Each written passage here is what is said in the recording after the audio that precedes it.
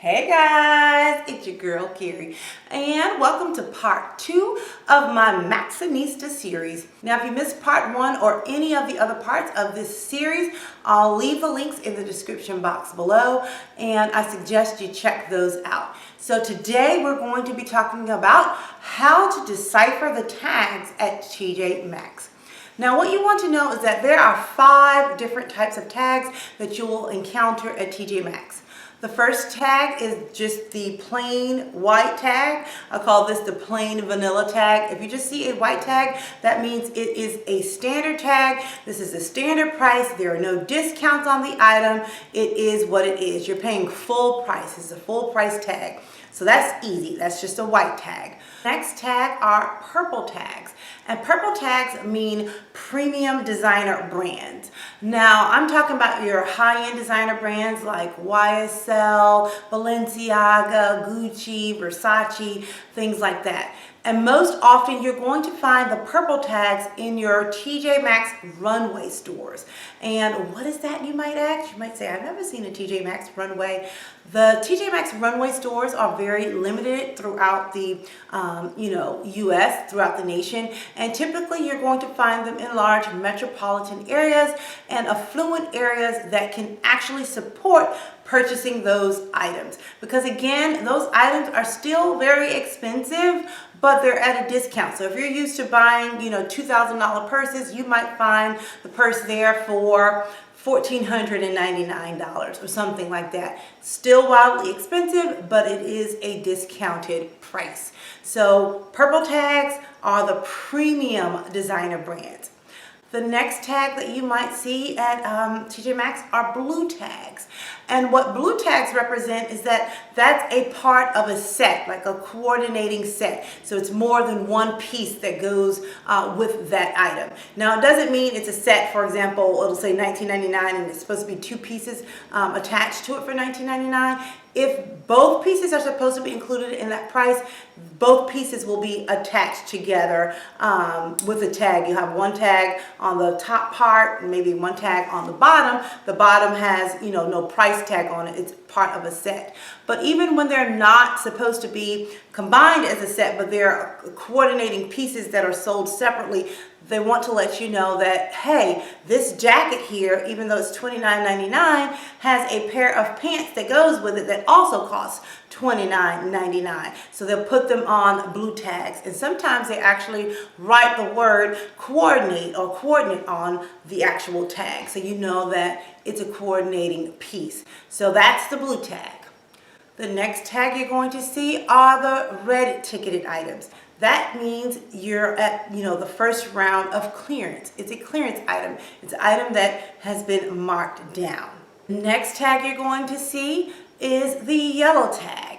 And the yellow tag is basically what they call final clearance, but nothing is ever really final. You'll see the yellow tag, and most of the time, people will say, oh, when you see that yellow tag, you better grab it up because that is the lowest price it's going to go. It's bottom line prices. It's finito. And that is not true. Once it gets to yellow tag status, yes, that's when the discounts are much deeper. Usually when you see the yellow ticket on an item, it's usually 50% or more of the price tag of what the original price that they were selling it for. And that's great because usually the red tags start off with much smaller discounts, and when you get to the yellow, that's when you really start seeing those discounts add up.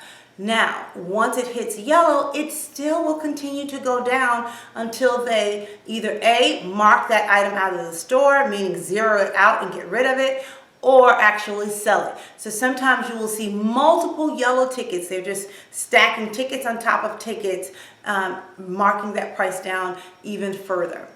Now, to get the best deals, you'll see red ticketed items and yellow ticketed items throughout the store, all the time. But you will see a sea of yellow tickets, usually around the January timeframe when they're trying to just clear out inventory, January into, the February timeframe. And then the next big round of markdowns you'll see when the summer's ending in July and August time frame. Now that we're familiar with what all the tickets look like, let's look at a few examples and apply a few tactics for when we're shopping in TJ Maxx. Now here's another tip about the clearance items. A lot of times in a lot of stores, when they mark down the item to clearance, they usually put the red tag over the original price, so you won't know or see what the original price is.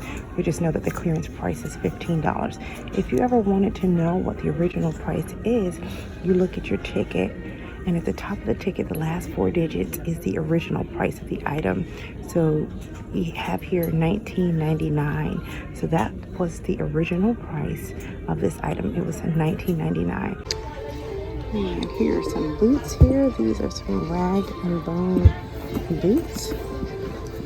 Here on yellow tag clearance for $69. And as you can see, when they said the yellow tag is final clearance, you see multiple tags here. They still continue to mark it down. So it was clearance, and it was yellow tag, and it still didn't sell, so it's another yellow tag. And how you tell what the original price they were selling it here at TJ Maxx for, the compare at was $600.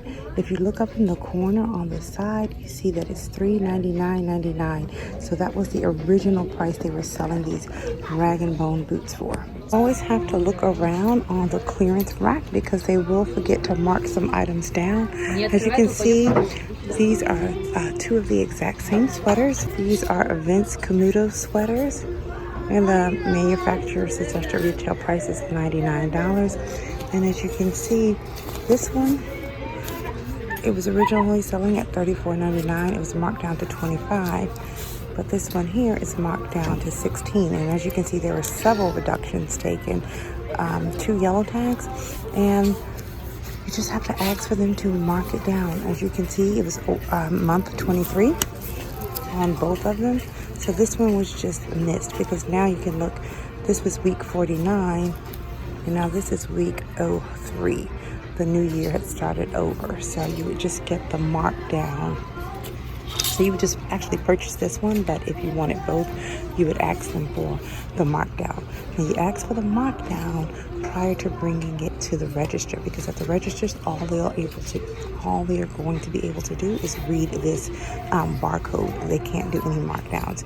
You need the person with that gun. Now, something of note that you should know about TJ Maxx's inventory and tagging system: it is not robust like a Macy's or a Dillard's. When something goes on sale, you bring the item up and it can scan and say, oh, this was marked down this day and this is what the percentage is going to be. No, none of that is computerized. Every ticket and every price that's on a garment or an item at TJ Maxx has a separate SKU number, and that's all it's going to read. So for example, if I'm in the store, I wouldn't go to the register and say, hey, could you tell me if this is on sale or if there are any more markdowns on this item?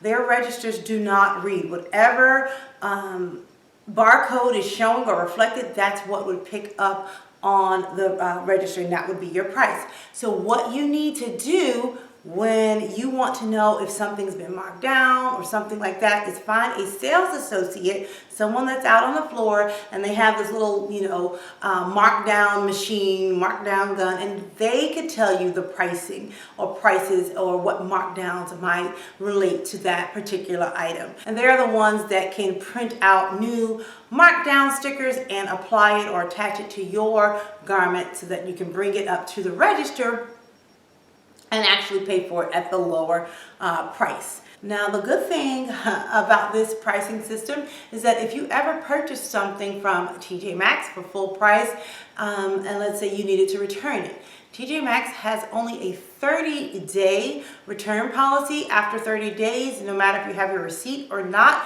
you're only going to get merchandise credit or store credit. But the good thing is, a lot of times the item, if you're, going in past 30 days, in my case, I've returned some things that were over a year old, almost 2 years old at full price. Since they don't have the ability to see markdowns or anything like that, you are going to get a full credit. You'll get full merchandise credit. You don't get the lowest store price item, or we no longer carry this in the store so I can't take it back. whatever that barcode has on it, it's going to ring it up and give you a full price credit back. So that's one of the things I absolutely love about their pricing system. When you have to return things past the 30 days, you're going to get whatever price you paid. Now, if you bought the item and it has a red stick on it and you bought it on clearance, when you return it back, it's going to ring in at that clearance price. You get whatever price you paid for the item. So guys, I hope part 2 of this series has helped you become a more informed Maxxinista, and hopefully you can take these tips and apply it the next time you are in a TJ Maxx. And until next time, I'm going to keep calm and carry on. Bye guys.